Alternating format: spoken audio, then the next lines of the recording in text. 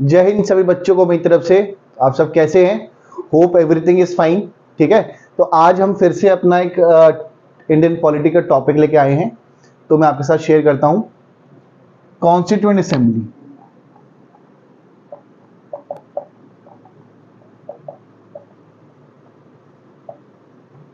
यानी संविधान सभा। बड़ा ही ये इंटरेस्टिंग टॉपिक है और बहुत ही महत्वपूर्ण है किसी भी एग्जाम पॉइंट ऑफ व्यू से। तो इसके बारे में कुछ चीजें हम देख लेते हैं। संविधान सभा यानी अगर आप बेसिक सी परिभाषा जानना चाहें, डेफिनेशन जानना चाहें, तो सिंपल सा इसका मतलब क्या है कि कैसे हमारा संविधान बनाया गया उस टाइम पीरियड पे। तो कॉन्स्टिट्यूएंट असेंबली की बातें जानने से पहले सबसे पहले हमें कुछ स्टैटिक पॉइंट्स देख लेने चाहिए, तो कभी कभार किसी भी एग्जाम में डायरेक्टली आ सकते हैं। कि जैसे सबसे पहले पॉइंट क्या है कि एम.एन. रॉय साहब थे, who put forward the idea of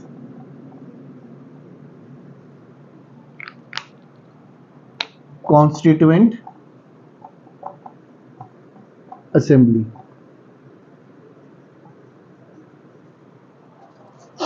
यानी एम.एन. रॉय वो प्रथम व्यक्ति थे जिन्होंने पहली बार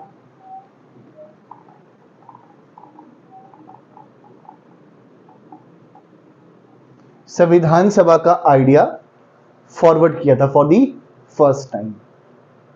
और इसके बाद यहां पर एक बहुत इंपॉर्टेंट बात ये भी जानने के लिए क्या है कि इंडियन नेशनल कांग्रेस आईएनसी, जो कि आपकी बनाई गई थी वर्ष 1885 में, इन द ईयर 1885 में। तो आईएनसी ने ऑफिशियली जो डिमांड करी थी that was in the year 1935, यानी वर्ष 1935 में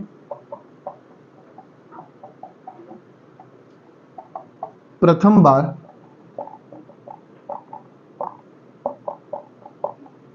भारतीय राष्ट्रीय Congress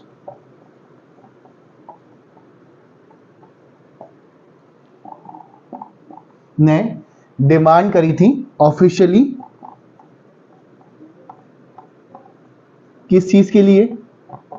for the constituent assembly,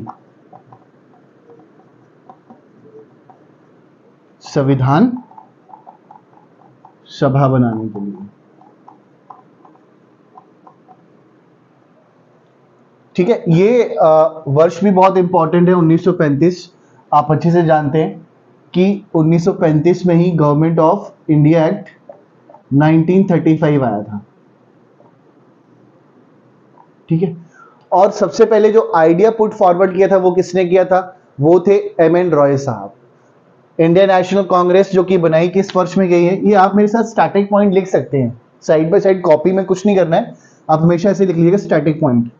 तो ये बनाई गई थी 1885 में, ताकि लिंकिंग में चीजें जो है आपको और क्लियर हो। देखो, अगर आप जीएस पढ़ते हो या कुछ भी history, politics, geography, current affairs, तो थोड़ा लिंकिंग में चीज आपको बहुत याद रहती है, इसीलिए चीजें इंपॉर्टेंट रहती हैं।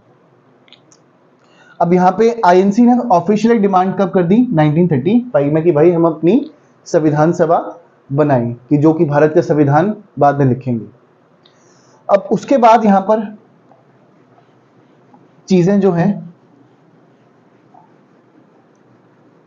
पहली बारी जो ब्रिटिशर्स बातचीत करेंगे संविधान सभा के रिगार्डिंग, वो पहली बारी बातचीत करी थी उन्होंने अगस्त ऑफर में। अगर आप हिस्ट्री के स्टूडेंट हो और थोड़ा बहुत नॉलेज रखते हो तो 1940s में एक ऑफर आया था जिसे हम कहते हैं अगस्त ऑफर। कोई दिक्कत नहीं, अगर आपको नहीं भी पता है तो मैं अपनी हिस्ट्री क्लासेस में, इतिहास वाला जब मैं अपना सेशन शुरू करूंगा तो मैं उसमें ये चीजें आपको डील करूंगा फिर से। तो छोटा सा पॉइंट लेना है यहां से अगस्त ऑफर से, ज्यादा कोई बड़ा पॉइंट नहीं है। पॉइंट सिर्फ इतना ही कि अगस्त ऑफर में ब्रिटिशर्स ने स्वीकार किया था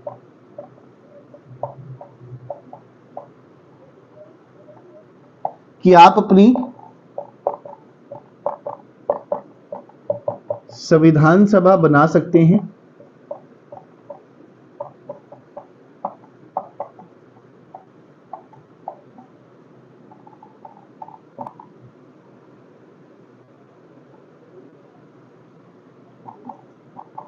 जो आपका संविधान लिखेंगे।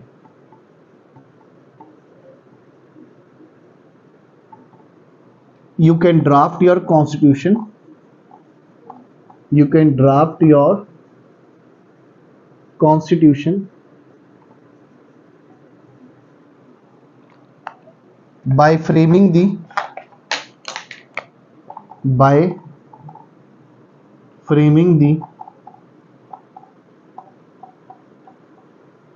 Constituent Assembly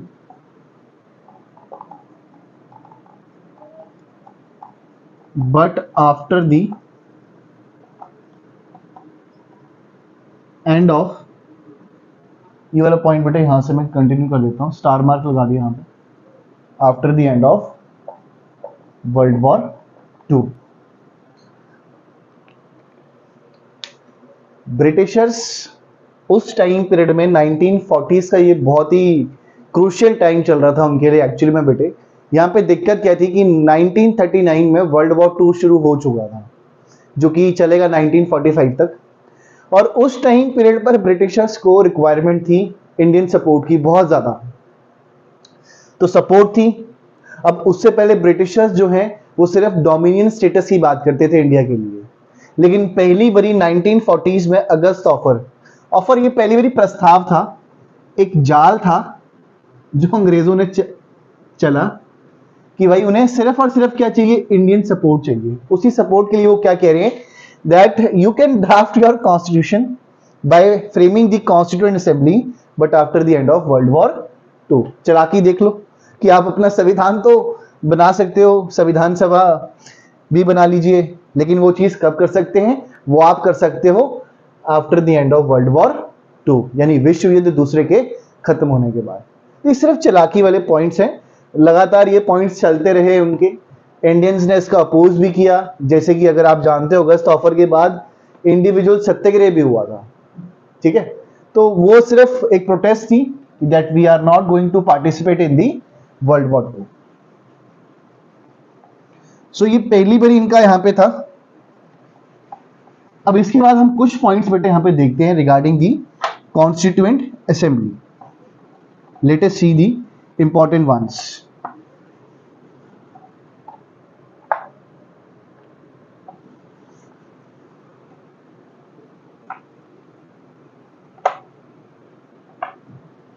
देखो ये जो हम कॉन्स्टिट्यूएंट असेंबली पढ़ रहे हैं ना बेटे,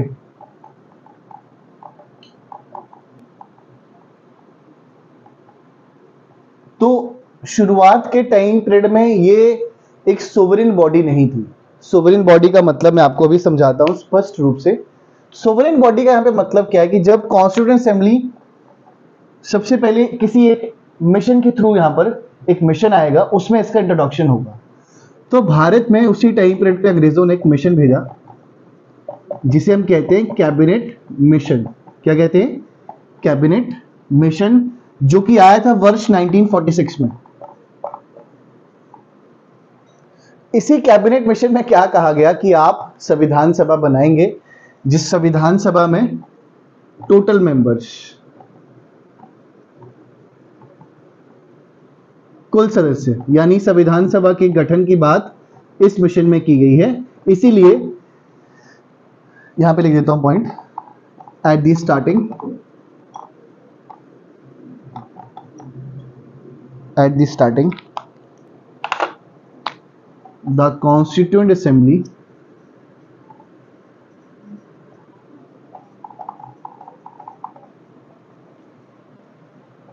was not a sovereign body। Means बेटे कि वो अपने आप नहीं बनाई गई थी, वो एक मिशन के थ्रू, जो कि भारत में कब आया, वर्ष 1946 में, 1946 में, जिसमें कैबिनेट मिशन के तहत उसका गठन किया गया। So that is why initially this was not a sovereign body. शुरुआत के टाइम पीरियड में यानी 1946 में। जब हम 1947 में देखेंगे तो बाद में संविधान सभा जो है वो एक सोवरेन बॉडी बनेगी, लेकिन अभी नहीं बनेगी। यहां तक कोई डाउट क्लियर है? Let's move.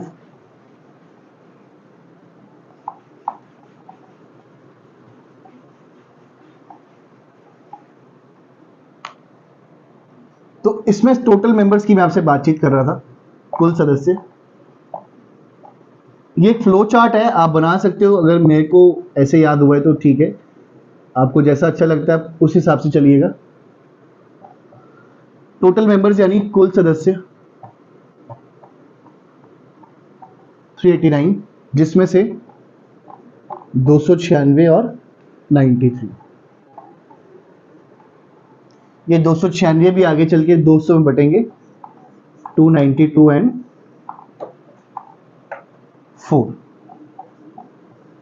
ये 93 जो है बेटे ये प्रिंसली स्टेट से थे।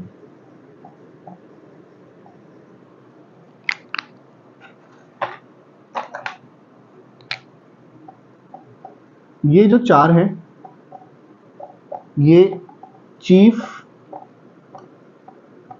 कमिश्नर प्रोविंसेस है,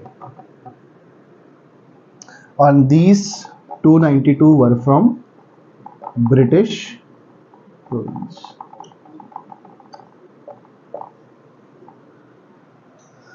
देखो बेटे, भारत में जो राजे रजवाड़े रहे हैं ना, यहाँ पे इन्होंने सिर्फ और सिर्फ ब्रिटिशर्स की बातें स्वीकार करी थी, सुजर्निटी हम उसे कहते हैं। ये वैसे आपके लगभग स्वतंत्र ही रहे हैं, यहाँ पे ब्रिटिशर्स का ज़्यादा इंटरफेरेंस नहीं चला। तो ऐसे में ये सब कुछ डिसाइड किया गया कि अब जैसे चीफ कमिश्नर प्रोविंसेस से 4 यहाँ पे सीटें रखी गई आपकी, और ये जो 4 सीटें हैं ये आपकी यहाँ पे रहेंगी। मैं लोकेशन लिख देता हूँ इन 4 की। एक सीट दिल्ली, एक अजमेर, एक कुर्ग जो कि साउथ के इलाके में, और एक बलूचिस्तान। ये आज बलूचिस्तान जो है वो आज पाकिस्तान में है, लेकिन हम उस टाइम की बात कर रहे हैं 1946 की, ठीक है। तो अभी तक यहाँ पे कुछ ऐसा पाकिस्तान नहीं हुआ है, तो दैट इज उस टाइम पे पूरा इलाका ये भारत का ही है। कोई दिक्कत है यहाँ तक? 296 बाइफरकेट हो गया 2 पार्ट्स में, 292 एंड 4, और प्रिंसली स्टेट्स आगे 93। क्लियर?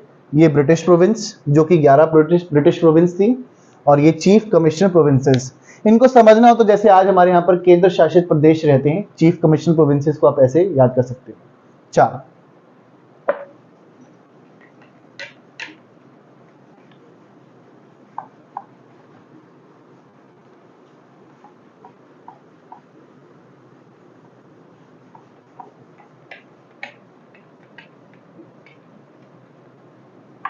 अब जैसे ही ये सब हुआ तो यहाँ पर मुस्लिम लीग और आईएनसी आपस में एक मीटिंग करते हैं, जिस मीटिंग में दोनों पक्षों से यहाँ पर व्यक्ति आए हुए थे, और उनका सिर्फ और सिर्फ एक ही मकसद था कि आईएनसी और मुस्लिम लीग एक साथ बैठकर अपने अपने देशों के संविधान लिखें। तो एक छोटी सी मीटिंग भी होती है, लेकिन उस मीटिंग का कोई बेनिफिट नहीं हो पाता है।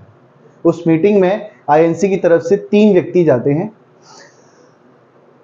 सरदार वल्लभ भाई पटेल जी, भारत के प्रथम शिक्षा मंत्री यानी first education minister of India Maulana Abul Kalam Azad ji, और तीसरे थे प्रथम प्रधानमंत्री पंडित जवाहरलाल नेहरू। ये उस मीटिंग से, आज़ादी से पहले की बातें हैं, ये संविधान सभा के बिल्कुल उस टाइम की 1946 की है मीटिंग है। और मुस्लिम लीग से आए थे लियाकत अली खान और मोहम्मद अली जिन्ना। तो कुछ डिस्प्यूट हो जाता है, जिस कारण से यहाँ पर मुस्लिम लीग जो है वो कभी संविधान सभा में आई ही नहीं। हालांकि उसका वेट किया जाएगा, लेकिन वो बाइकआउट कर देते हैं, यानी Muslim League did not participated in the constituent assembly. वो बिल्कुल नहीं आएंगे यहाँ पर, ठीक है।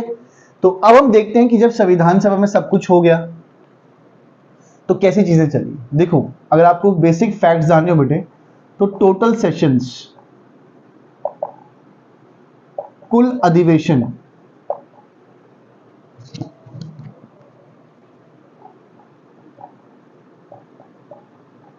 कुल अधिवेशन जो हुए हैं वो सिर्फ 11 हुए हैं। 11।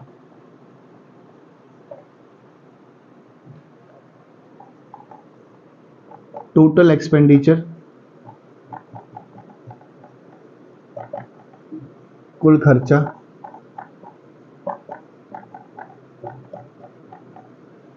64 लाख।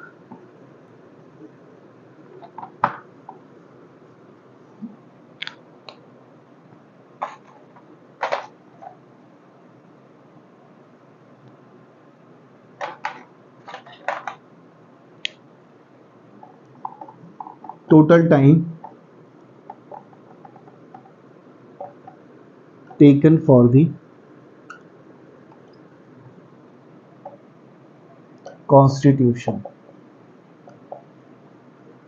2 वर्ष 11 महीने और आपके 18 दिन। कुल समय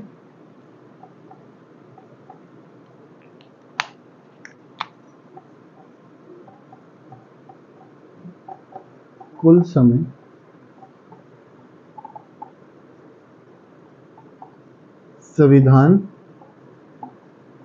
बनने में वो आपके लगे 2 वर्ष 11 महीने और 18 दिन। कुल अधिवेशन कितने लगे? 11। अब ऐसे में यहां पर ऐसे में इसीलिए बेटे 11 अधिवेशन हुए, टोटल सेशंस 11 थे, जिस कारणवश कितना समय काल लग गया? 2 वर्ष 11 महीने और 18 दिन। कैसे? मैं आपको एक छोटा सा इसमें उदाहरण देता हूं अभी। Let me give you an example, please listen to this. जो पहला अधिवेशन चला आपका वो लगभग 9 दिसंबर से 23 दिसंबर के बीच में चला। वैसे 9 से 13 के बीच में ही चलेगा, बट आपकी लक्ष्मीकांत में मेंशन है 9 से 23 दिसंबर। और सेकंड चला 20 से 25 जनवरी 1947। देख रहे हो आप कि ये है 1946 बेटी कि 1946 में जो अधिवेशन चला वो 9 से लेकर 23 दिसंबर के बीच में चला। और उसके बाद जो अगला अधिवेशन चला 20 से 25 जनवरी 1947। ऐसे करके कुल अधिवेशन कितने हुए? 11। इसलिए बेटे टाइम कितना चला गया? 2 वर्ष 11 महीने और 18। यानी लगातार संविधान सभा यहां पर नहीं बैठी है, वो कुछ टाइम पीरियड के लिए यहां पर बैठते थे और उसमें पूरा डिस्कशन चलता था। और कोई भी चीज अगर आज आप देखते हो संविधान में जो लिखी गई है वो पूर्ण बहुमत की तरह से हर एक व्यक्ति के द्वारा मेजॉरिटी में जब तक बात प्रूफ नहीं हुई है तब तक वो नहीं लिखी गई संविधान। ठीक है, पूर्ण बहुमत से किसी भी एक पॉइंट पर पूर्ण बहुमत द्वारा स्वीकार किया गया उस पॉइंट को और फिर उसे संविधान में लिखा गया।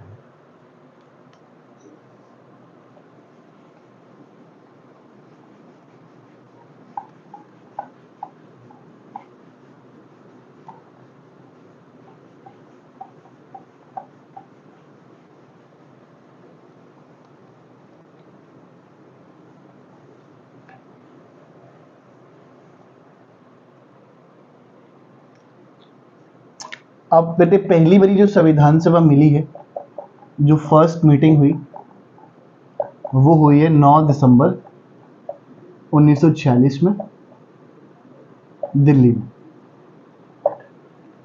जहां पे आज आपका पार्लियामेंट भी है। हाँ, ये बात याद रखना, जो संविधान सभा उस टाइम पे थी वही आज की आपकी पार्लियामेंट भी है बेटे, संसद। तो फर्स्ट मीटिंग में जो आपके प्रथम अध्यक्ष बने थे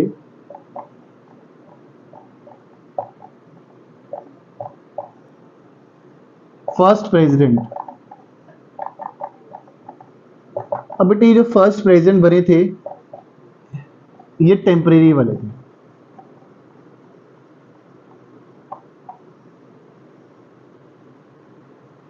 अस्थाई अध्यक्ष इनका नाम था डॉक्टर, मार्कर जरा चल नहीं रहा है,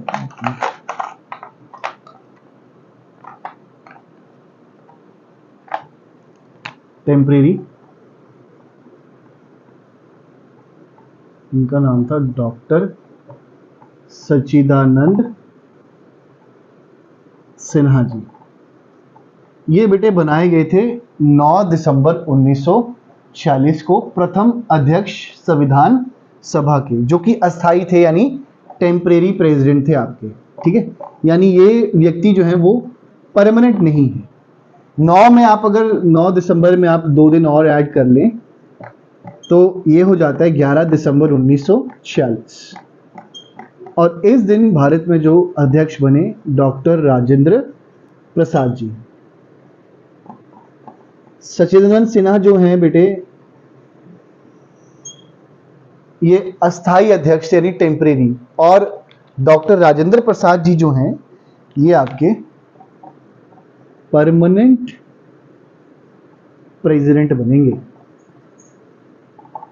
permanent president of constituent assembly. बाबू साहेब प्रथम भारत के राष्ट्रपति भी यही बनेंगे लगातार 2 बार, ठीक है।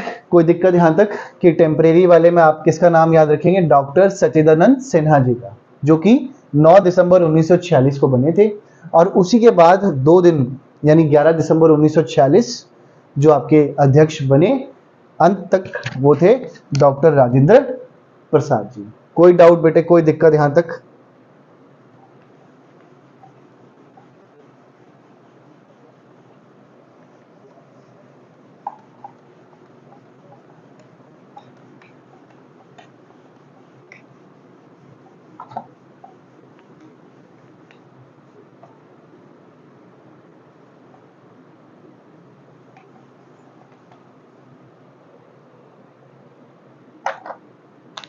उसके बाद वाइस प्रेसिडेंट जो है उपाध्यक्ष ये बनते हैं आपके H.C. मुखर्जी। एक बड़ा ही प्रसिद्ध क्वेश्चन है बेटे, इसको आप स्टार मार्क कर सकते हो, डबल स्टार मार्क कर लो, बहुत रिपीटेड क्वेश्चन है ये। Who was the constitutional adviser, constitutional adviser, संवैधानिक सलाहकार कौन थे? तो उनका नाम था सर B.N. राव। मैं एक मिनट मार्कर ले आता हूं बेटे, ठीक है। संवैधानिक सलाहकार सर B.N. राव, बड़ा प्रसिद्ध क्वेश्चन है।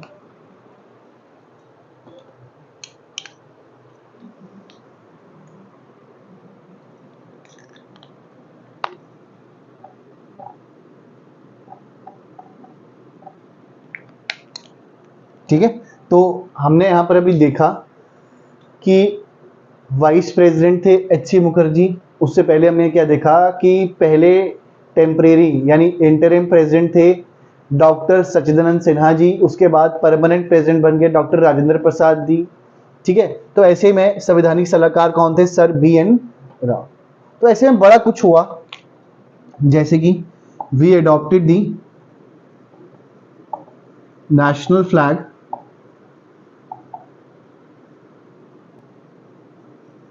on 22nd of July 1947।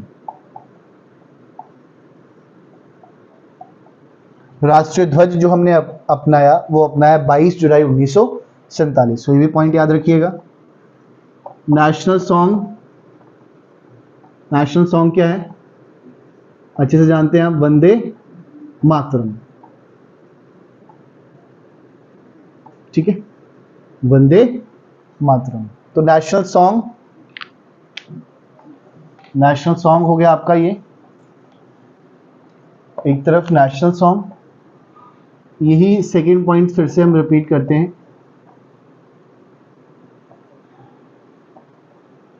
National song, national anthem,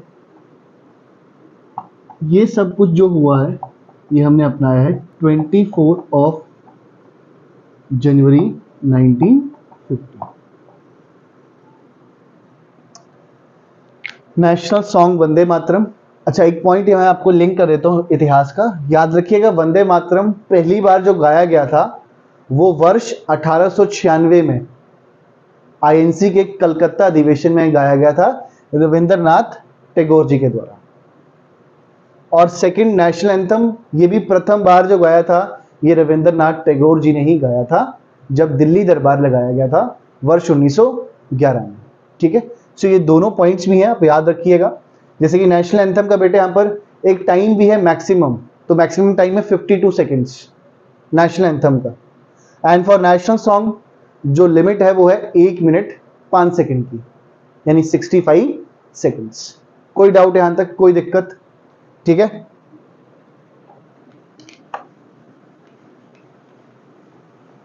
अब ऐसे में सारी चीजों पर मैं आपको धीरे धीरे बताऊंगा। संविधान सभा में अलग अलग बेटे कमिटीज बनी, उन्हीं कमिटीज में एक कमेटी बनाई गई आपकी ड्राफ्टिंग कमेटी,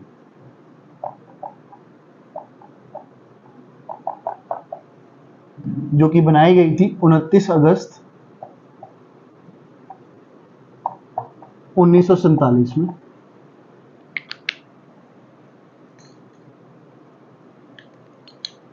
जिसमें डॉक्टर BR अम्बेडकर जो है वो चेयरमैन रहेंगे, doctor KM Munshi,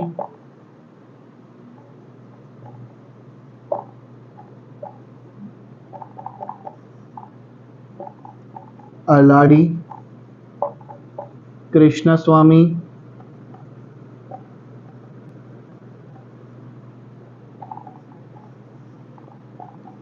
N Gopala स्वामी, ये नाम बड़ा ही महत्वपूर्ण है N गोपाला स्वामी वाला। वैसे तो महत्वपूर्ण सारे ही हैं, लेकिन इनका एक अलग से भी है क्योंकि जम्मू कश्मीर का संविधान भी इन्होंने ही ड्राफ्ट किया था। 4 हो गए। T कृष्णामाचार्य। अच्छा, आपको मैं एक होमवर्क दूंगा आज, इनमें से कुछ ऐसा तो नहीं कि कुछ जो ये पर्सन में लिखाऊंगा भी 5 हुए हैं, 7 हैं, कोई चेंज तो नहीं है? या तो कोई डेथ के कारण चेंज हुआ हो या किसी की हेल्थ खराब चल रही हो, तो कोई पर्सन चेंज तो नहीं हुए थे? तो प्लीज कमेंट बॉक्स में मुझे टाइप कीजिएगा अगर आप वीडियो के इस लेवल तक पहुंचे हैं। N माधवा राव, ठीक है, क्लियर, कोई दिक्कत? और 7th लिखने के लिए यहीं पे मैं यहाँ पे लिख देता हूँ 7th पर्सन, ताकि आपको थोड़ा क्लियर हो जाए, स्पष्ट दिख जाए। 7th है मोहम्मद सदुल्ला।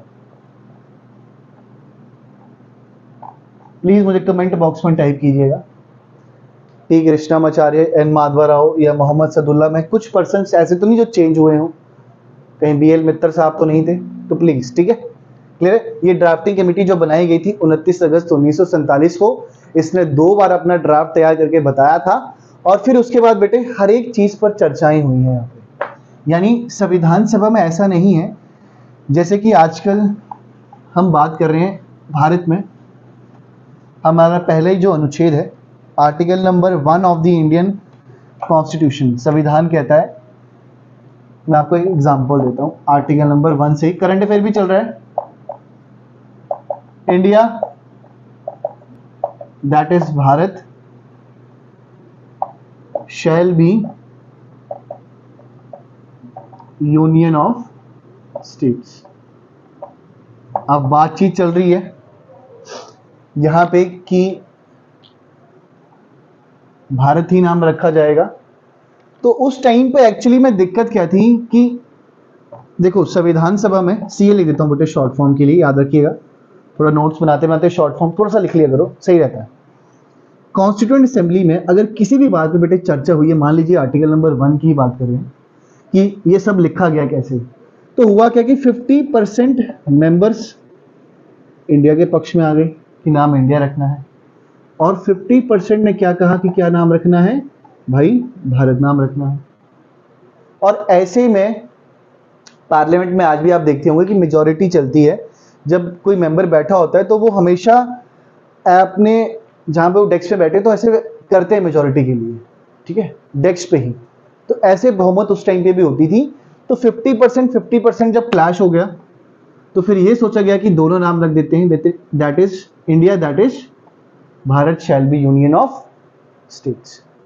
इसीलिए आज जो नाम है वो, ये दोनों ऑफिशियली नाम है इंडिया या भारत, ठीक है, संविधान के अगर अकॉर्डिंग आप देखोगे। तो अब इसमें चेंज करना है, लेट्स सी भारत सरकार। मैंने आपको एक चीज स्पष्ट यहाँ पे कर देता हूँ कि पार्लियामेंट बहुत ही ताकतवर है, ठीक है। तो पार्लियामेंट अगर चाह रही है कुछ, तो डेफिनेटली थोड़े टाइम में वी विल सी कि क्या होता है।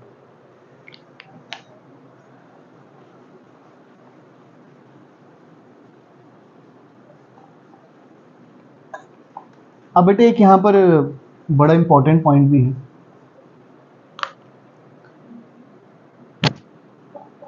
एक ना ऑब्जेक्टिव रेजोल्यूशन आया था,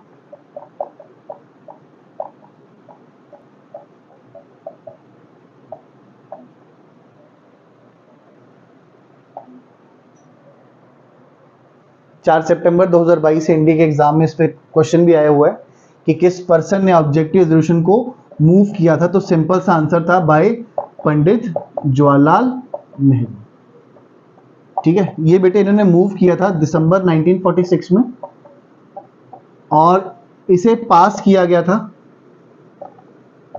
22 जनवरी। थोड़ी सी डेट में अगर हो सकता है गलती वलती हो जाती है तो प्लीज देख लीजिएगा एक बारी, वैसे तो बिल्कुल करेक्ट है। 22 जनवरी 1947 को अनअनाइमसली इसको अडॉप्ट कर लिया गया था by the constituent assembly. Objective resolution किसने मूव किया? पंडित जवाहरलाल नेहरू जी ने एक प्रस्ताव किया, ऑब्जेक्टिव प्रस्ताव। यही बाद में चल के आपका क्या बनेगा?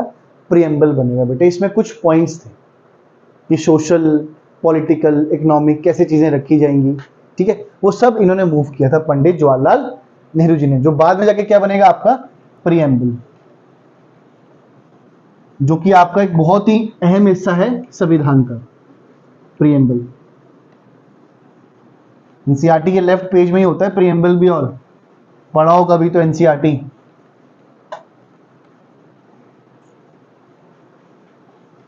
कुछ माइन्यूट सी चीजें भी होती हैं, एनसीईआरटी वगैरह पढ़ लिया करो तो थोड़ा सही रहता है आगे लाइफ में, ठीक है। ऑब्जेक्टिव रेजोल्यूशन हो गया। अब बेटे यहां पर दो चीजें हैं, जैसे कि आप जानते हो 26 नवंबर 1949, इस दिन लगभग जो है संविधान बनकर रेडी हो चुका था। कुछ आर्टिकल्स यहाँ पे आ चुके थे, लेकिन हमने जानबूझ के जो तारीख रखी है संविधान की वो 26 जनवरी 1950 की रखी हुई है, ठीक है। जैसे कि कुछ आर्टिकल्स मैं आपको लिखवा भी दूंगा। और 26 नवंबर को हम क्या मनाते हैं? कॉन्स्टिट्यूशन डे, यानी संविधान दिवस। और ये कब से मना रहे हैं हम? ये मना रहे हैं 2015 से। यानी अगर आपसे पूछा जाए कि संविधान जो दिवस है वो कब से हम मनाते हैं, तो 2015 आंसर आ जाएगा। डेट आ जाएगी 26 नवंबर। और किस प्रधानमंत्री ने शुरू किया? तो माननीय प्रधानमंत्री नरेंद्र मोदी जी ने।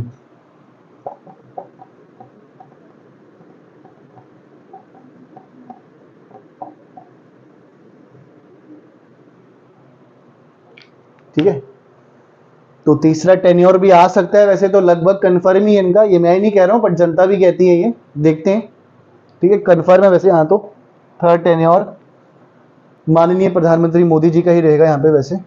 बाकी 2024 के इलेक्शंस में देखते हैं क्या रहता है आपका, लोकसभा इलेक्शंस है। ये प्लीज नोट डाउन कर लेना कुछ पॉइंट्स। और बेटे कुछ यहाँ पे आर्टिकल्स थे, जैसे कि आर्टिकल 5, 6, 7, 8, 9, 60, 324, 366, 367, 379, 380, 388, 391, 392 एंड 393।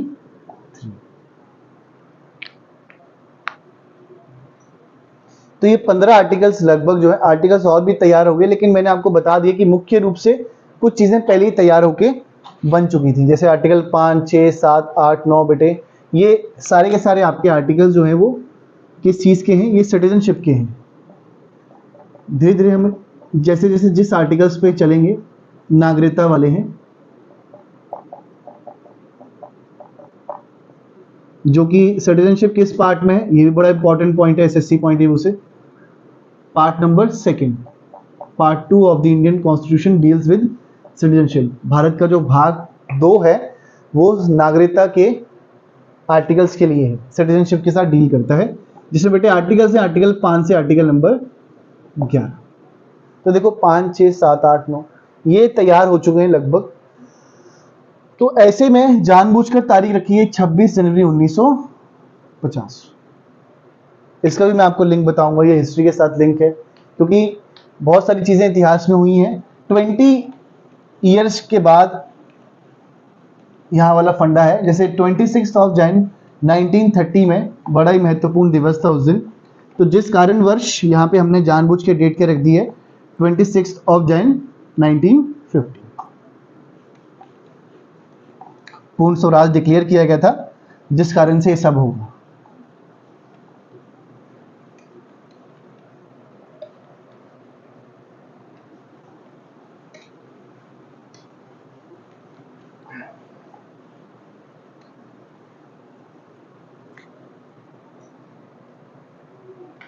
अब संविधान बेटे जो लगभग, मैंने आपको बताया था कि मुस्लिम लीग नहीं आएगी तो बच जाएंगे सिर्फ 299 सदस्य। इन 299 में से जिन्होंने संविधान पे हस्ताक्षर किए हैं वो थे 284।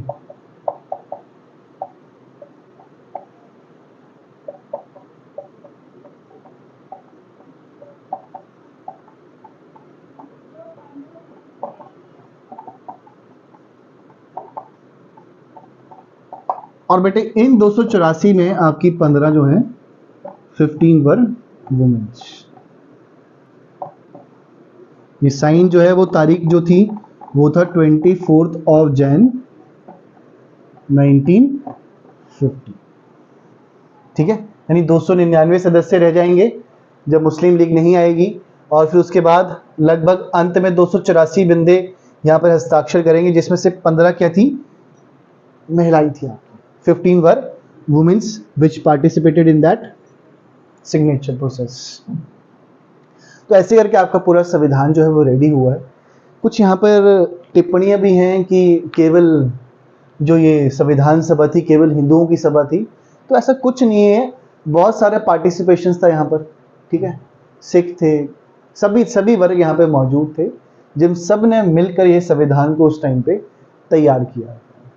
ठीक है, इसमें बेटे कुछ कमिटीज हैं, जैसे कि यूनियन कॉन्स्टिट्यूशन कमेटी। कुछ कमिटीज हैं इंपॉर्टेंट, मैं आपको बता दूंगा। यूनियन कॉन्स्टिट्यूशन कमेटी, जिसके हेड थे पंडित जवाहरलाल नेहरू। ठीक है, पंडित जवाहरलाल नेहरू। जैसे स्टीयरिंग कमेटी आएगी, जिसके हेड रहे थे डॉक्टर राजेंद्र प्रसाद जी। ठीक है, और ऐसे करके कुछ मेजर आपकी कमिटीज रही हैं, जिसमें ये सारा अगले लेक्चर में आपको बता दूंगा मैं। ठीक है, ऐसे में इस लेक्चर में अगर आपको कोई दिक्कत आएगी तो प्लीज मुझे आप मेरे कमेंट बॉक्स में टाइप कर सकते हैं। ठीक है, थैंक यू बेटे, जय हिंद।